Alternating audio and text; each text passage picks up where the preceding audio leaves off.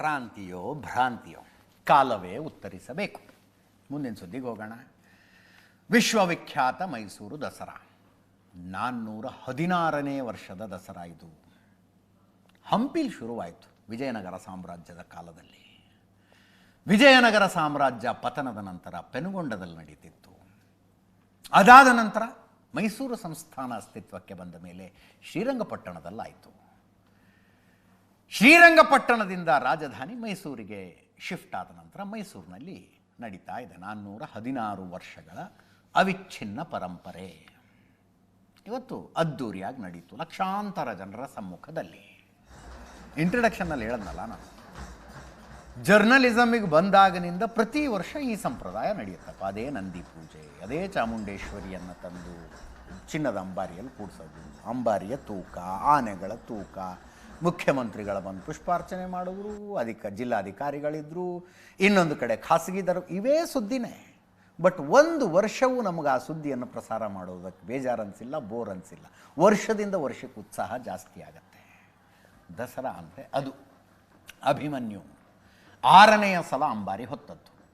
ಅರಮನೆಯಿಂದ ಬನ್ನಿ ಮಂಟಪದ ತನಕ 5 ಕಿಲೋಮೀಟರ್ ಗಜಗಾಂಭೀರ್ಯ ಆನೆಯ ಗಾಂಭೀರ್ಯ ಅಂತ ಅದಕ್ಕೆ ಅನ್ನೋದು.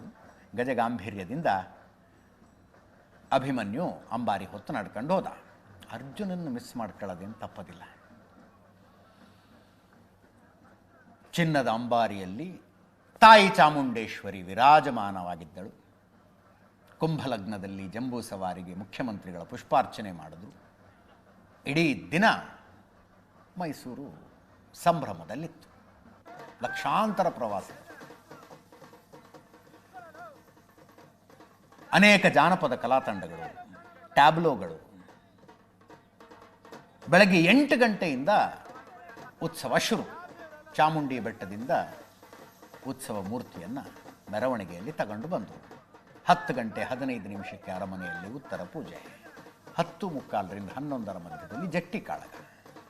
11:20ರಿಂದ 11:45 ತನಕ ಅರಮನೆ ಭುವನೇಶ್ವರಿ ದೇವಸ್ಥಾನಕ್ಕೆ ವಿಜಯ ಯಾತ್ರೆ. ಮಧ್ಯಾಹ್ನ 1 ಗಂಟೆ 1 ನಿಮಿಷದಿಂದ 1 ಗಂಟೆ 18 ನಿಮಿಷದ ನಡುವೆ ಶುಭ ಧನುರ್ಲಗ್ನದಲ್ಲಿ ನಂದಿ ಧ್ವಜ ಪೂಜೆ. ಮುಖ್ಯಮಂತ್ರಿಗಳು ಪೂಜೆ ಮಾಡಿದ್ರು, ಉಪಮುಖ್ಯಮಂತ್ರಿಗಳಿದ್ರು. ಈಡುಗೈ ಹೊಡೆದ್ರಲ್ಲಿ ಸಿದ್ದರಾಮಯ್ಯನವರಿಗೆ ಸಿದ್ದರಾಮೇಶ್ವರ ಪ್ರತಿಮೆಯನ್ನು ಕಾಣಿಕೆಯಾಗಿ ಕೊಡಲಾಯಿತು. ಡಿ.ಕೆ. ಶಿವಕುಮಾರ್ ಅವರಿಗೆ ಅವರ ಮನೆ ದೇವರು ಕಂಕೇರಮ್ಮನ ಪ್ರತಿಮೆಯನ್ನು ಕಾಣಿಕೆಯಾಗಿ ಕೊಡಲಾಯಿತು. ಮೈಸೂರಿನ ಶಿಲ್ಪಿ ರಾಜೇಶ್ ಕೊಟ್ರು. ಸಂಜೆ 4 ಗಂಟೆ 42 ನಿಮಿಷಕ್ಕೆ ಅರಮನೆಯಿಂದ ಜಂಬೂ ಸವಾರಿ ಶುರುವಾಯಿತು. ಸಿದ್ದರಾಮಯ್ಯನವರು ಪುಷ್ಪಾರ್ಚನೆ ಮೂಲಕ ಚಾಲನೆ ಕೊಟ್ಟರು. ಅರಮನೆ ಅಂಗಳದಲ್ಲಿ 40,000 ಚೇರ್ ಹಾಕಿದ್ರು. ಅರಮನೆಯಿಂದ ಬಲರಾಮ ದ್ವಾರ, Chamaraja circle, KR circle, highway circle ಮೂಲಕ ಬನ್ನಿ ಮಂಟಪದ ತನಕ 5 ಕಿಲೋಮೀಟರ್ ಕ್ಯಾಪ್ಟನ್ ಅಭಿಮನ್ಯು ಅಂಬಾರಿ ಹೊತ್ಕೊಂಡು ಹೋಗಿತ್ತು.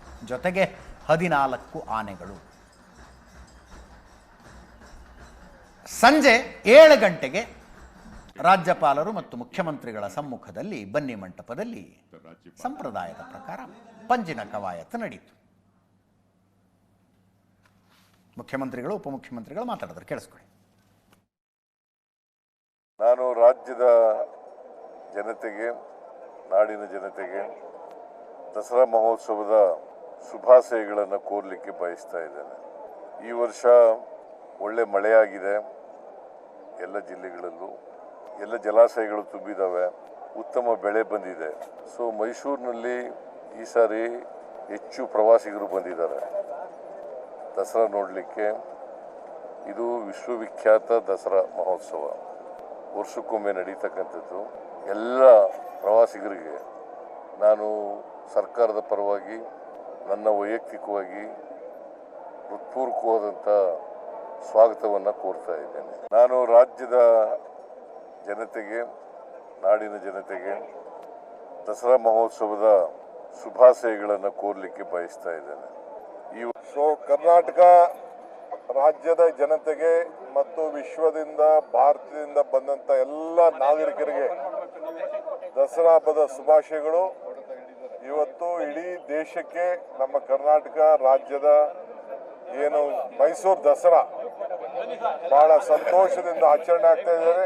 ಜನ ಸಂತೋಷವಾಗಿದ್ದಾರೆ. ಒಳ್ಳೆ ಮಳೆ, ಬೆಳೆ, ಸಮೃದ್ಧಿ, ಶಾಂತಿ ಎಲ್ಲ ಕೂಡ ಈ ರಾಜ್ಯದಲ್ಲಿ ನೆಲೆದಿದೆ. ನಿಮ್ಮ ಸಹಕಾರ ಕೂಡ ಇರಲಿ, ರಾಜ್ಯಕ್ಕೆ ಒಳ್ಳೇದಾಗಲಿ. ನಿಮ್ಗೆಲ್ಲರೂ ಕೂಡ ರಾಜ್ಯದ ಜನತೆಗೆ ಶುಭವನ್ನ ಹಾರೈಸ್ತಾ ಇದ್ದೇನೆ. ಸೊ ಕರ್ನಾಟಕ, ನಾನಾಗಲೇ ಹೇಳಿದಾಗೆ ಅಭಿಮನ್ಯು 6ನೇ ಸಲ ಅಂಬಾರಿ ಹೊತ್ತದ್ದು. ಅಕ್ಕಪಕ್ಕದಲ್ಲಿ ಕಾವೇರಿ ಮತ್ತು ರೂಪ. ಕುಮ್ಕಿ ಆನೆಗಳು ಅಂತ ಕರೀತಾರೆ. ಕುಮ್ಕಿ ಆನೆಗಳು ಹೆಣ್ಣಾಣೆನೇ ಇರಬೇಕು. ಅದೊಂದು ಅಂದರೆ ನೋಡಿ, ಮನುಷ್ಯ ಸಹಜ ಗುಣ ಕೂಡ ಹೌದು. ಅಕ್ಕಪಕ್ಕದಲ್ಲಿ ಸುಂದರಿಯರಿದ್ದಾಗ ಗಂಡಸರು ಹೆಂಗೆಂಗೂ ಆಡೋದಿಲ್ಲ. ಅಂಬಾರಿ ಹೊತ್ತ ಆನೆ ಅಕ್ಕಪಕ್ಕದಲ್ಲಿರುವ ಹೆಣ್ಣಾನೆಗಳನ್ನು ನೋಡಿ ಗಂಭೀರವಾಗಿರಲಿ ಅನ್ನುವ ಕಾರಣಕ್ಕಾಗಿಯೇ ಕುಮ್ಕಿ ಆನೆಯ ಜೊತೆಗೆ ನಡೆಸ್ತಾರಂತೆ. ಕುಮ್ಕಿ ಆನೆಗಳನ್ನು ಇಂಟ್ರೆಸ್ಟಿಂಗ್ ಇದು. ಜೊತೆಗೆ ನಿಶಾನೆ ಆನೆಯಾಗಿ ಧನಂಜಯ್, ನೌಪತ್ ಆನೆಯಾಗಿ ಗೋಪಿ, ಹಿಂದೆ 14 ಆನೆಗಳು. ಅಭಿಮನ್ಯು 59 ವರ್ಷ.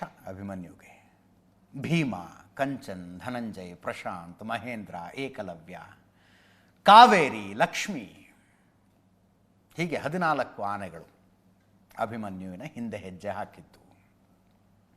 ಅಭಿಮನ್ಯು ಆಯ್ತು, ದಸರಾ ಸಂದರ್ಭದಲ್ಲಿ ಆನೆಗಳಿಗೂ ಒಂದು ಸ್ಪೆಷಲ್ಲು. ಬಿಡಾರದಿಂದ ಕರ್ಕೊಂಬರ್ತಾರೆ. ಒಂದಷ್ಟು ದಿವಸ ಅವು ಒಂಥರ ರಾಜವೈಭೋಗದಲ್ಲೇ ಆನೆಗಳಿರ್ತವೆ. ಮತ್ತೆ ಬಿಡಾರಕ್ಕೆ ಹೋಗ್ತವೆ. ಯಥಾ ಪ್ರಕಾರದ ಕೆಲಸ ಶುರುವಾಗುತ್ತೆ. ಅಲ್ಲಿ ಕಾಡಾನೆಗಳು ಬಂದಿದ್ದಾವೆ, ಕಾಡಾನೆ ಸೆರೆ ಹಿಡಿಬೇಕು, ಮನುಷ್ಯರನ್ನು ಹುಲಿ ತಿಂತಾ ಇದೆ, ಆ ಹುಲಿ ಡಾರ್ಟಿಂಗ್ ಮಾಡಿ ಅರೆಸ್ಟ್ ಮಾಡುವ, ಈ ಸೆರೆ ಹಿಡಿಬೇಕು, ಈ ರೀತಿಯಾದಂಥದ್ದು ಎಲ್ಲ ಕಾರ್ಯಾಚರಣೆಗೆ ಹೋಗುತ್ತೆ. ಅಭಿಮನ್ಯು ಇಲ್ಲಿ ತನಕ ಸುಮಾರು 300 ಆನೆಗಳನ್ನು, ಕಾಡಾನೆಗಳನ್ನು ಹಿಡಿಯುವ ಕಾರ್ಯಾಚರಣೆಯಲ್ಲಿ ಭಾಗಿಯಾಗಿದ್ದು. ಅಂಥದ್ದೇ ಕಾರ್ಯಾಚರಣೆಗೆ ಅರ್ಜುನ ಬಲಿಯಾದದ್ದು. 80ಕ್ಕೂ ಹೆಚ್ಚು ಹುಲಿ ಹಿಡಿಯೋ ಕಾರ್ಯಾಚರಣೆಯಲ್ಲಿ ಅಭಿಮನ್ಯು ಭಾಗಿಯಾಗಿದ್ದಾನೆ.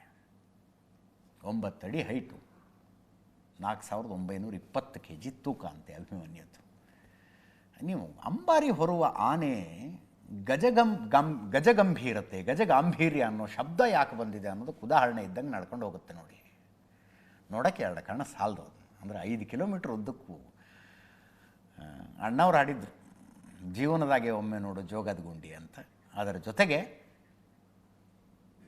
ಜೀವನದಾಗೆ ಒಮ್ಮೆ ಮೈಸೂರು ದಸರಾನ ಕಣ್ಣಾರೆ ನೋಡಬೇಕು. ಟಿ ವಿಲಿ ಕೊಡ್ತೀವಿ ಬಿಡಿ, ಅದು ಬೇರೆ. ಕಣ್ಣಾರೆ ನೋಡಬೇಕು.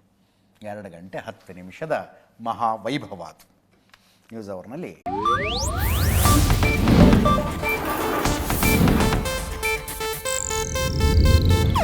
ಇದು ಏಷ್ಯಾನೆಟ್ ನ್ಯೂಸ್ ನೆಟ್ವರ್ಕ್ ಪ್ರಸ್ತುತಿ.